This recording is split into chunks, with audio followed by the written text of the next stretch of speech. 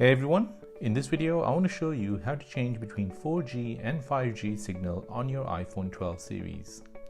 Learning where this option is great as your new iPhone 12 supports 5G network.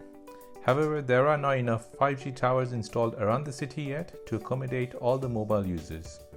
So this will help you switch from 5G to 4G when required. So on your iPhone, go to your settings app.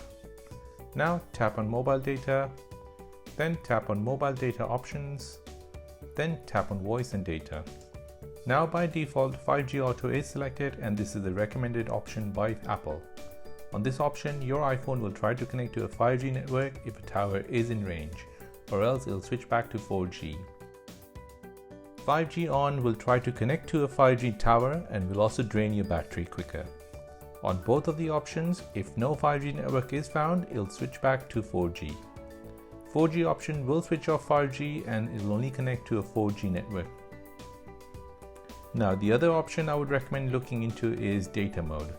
You can find this option if you go back one menu and then select data mode. In this screen you have three options: allow more data on 5G, standard, and low data mode. Allow more data on 5G will provide high quality video and FaceTime when connected to the 5G network. Standard will allow automatic updates and background tasks on mobile data but limit video and FaceTime quality. While low data mode will reduce mobile data usage by pausing automatic updates and background tasks. Here I would recommend using standard, but if you have a 5G tower in range and you need quality, then switch over to allow more data on 5G option. And there you go, that is how to change between 4G and 5G network on your iPhone 12 series phones.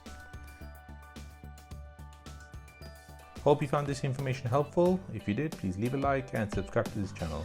Thanks for watching and see you in the next one.